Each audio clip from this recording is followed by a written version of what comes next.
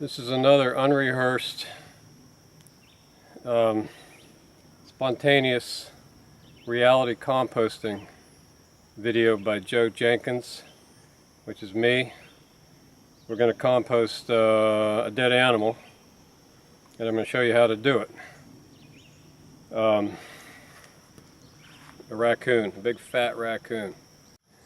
This is the Humanor Hacienda here. This is the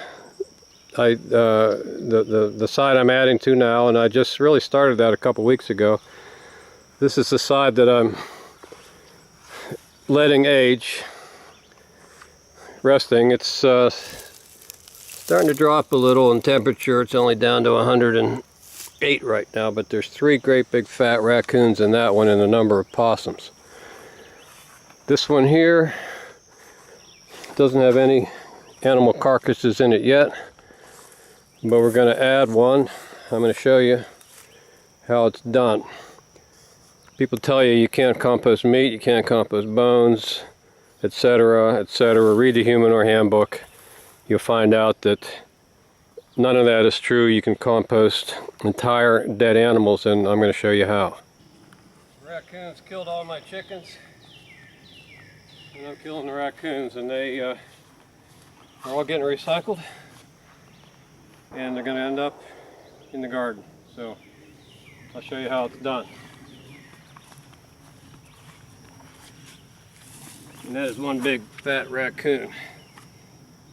So if you notice, compost has a wire on it. I keep the wire on it just in case. It's a piece of fence. Something decides it wants to try to dig into it. I never really have a problem. This is reading about 115. It's a new, fresh pile. You'll see the cover material on top. And I use mostly straw, but I do have some weeds here. First thing we're going to do is dig into this. We're going to make a hole. We're going to pull that cover material aside like this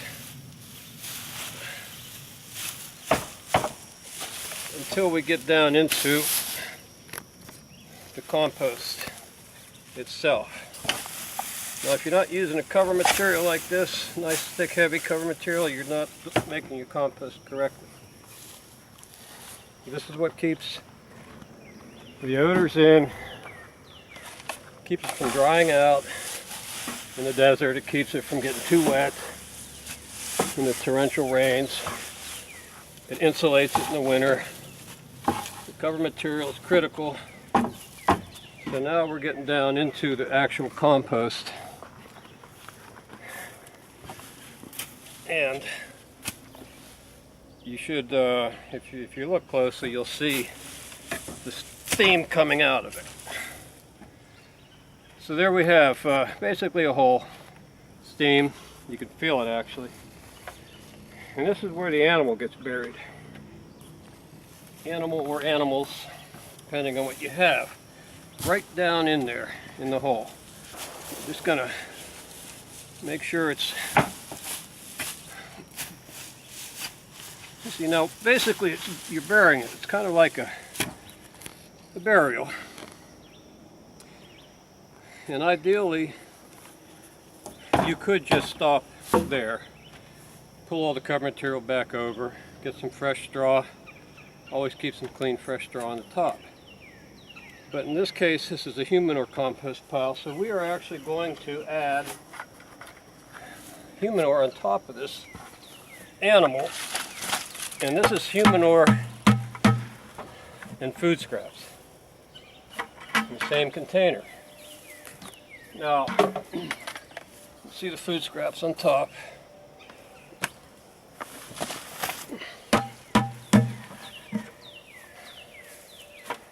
So, there's an animal carcass in there, buried under this toilet material and food scraps. And we're simply going to pull this cover material back over like this. The hell, I don't know how that got in there, but I'm going to pull the cover material back over like this.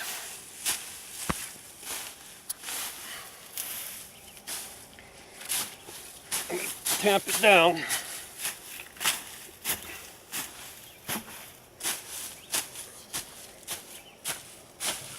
Nice and tight.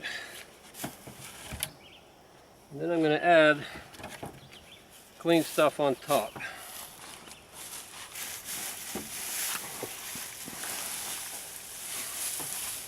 The middle bin is for your cover material. This is straw. It doesn't have to be straw, it can be weeds, leaves, hay. Now this cover material can be any thickness. You can't put too much on. If you smell and fluff it up, don't put these chunks on like that. Fluff it up like this. And then when you're done, if you smell anything bad, you just need to add more cover material. It's that simple. You smell something bad, don't have enough on there.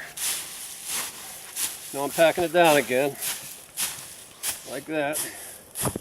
And I guarantee you an animal carcass like that will stink like hell. But not if you do this. You won't smell a thing. So that's it. Done. Carcass is in there. Put the wire back on. It's just a precaution. Thermometer back in. Shove it down in there. And these toilet containers get rinsed out, the water gets put in there. I forgot to show that, but now last year I put 8 possums in this bin, and when I just finished digging it out, actually, like I said, I just started this bin a couple weeks ago. That means I emptied it a couple weeks ago, and I expected 8 possums. You know, I expected to see something, not a trace. I'm going to show you the compost that I took out of this, the last of it. I got 1 wheelbarrow left. And I also composted, the biggest animal I've composted is a collie dog. My collie, she died a couple years ago, 12 years old. And she went in the compost bin up at one of my other compost bins. And I'm going to show you what became of that as well. This is human or compost with animal carcasses. This is what it looks like when it's done. Ah, there's something. Look at that. There's a piece of that's a piece of wood there, but there's a piece of It's a skull. a skull. That looks like a duck. That might be a duck carcass. Ducks go in, chickens go in, but that's all you'll find. It's basically looks like dirt when it's done. Oh, here's a skull. A piece of one. Okay, well that's the remains of looks like the remains of a possum there. Anyway, that goes into the soil.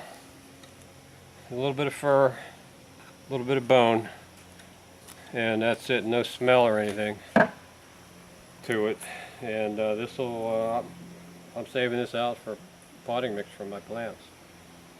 So that's what happens to these dead animals. They get recycled by microorganisms, turned back into the earth essentially, and reused for growing things.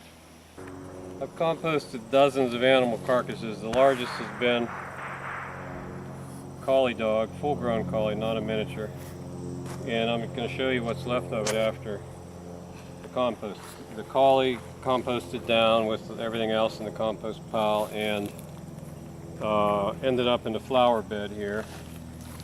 And there was some fur and bones that didn't really compost, but very well. But that's really it. And there's a piece of a skull over here. Here's some bones here and some fur. But other than that, there's nothing left, and no odor or anything. This was about a year-long process, and the compost is going to be used in this flower bed permanently, so you could consider it a memorial flower bed for an animal pet. Eventually the fur will disappear under future compost, and the plants will benefit from the recycling of the animal.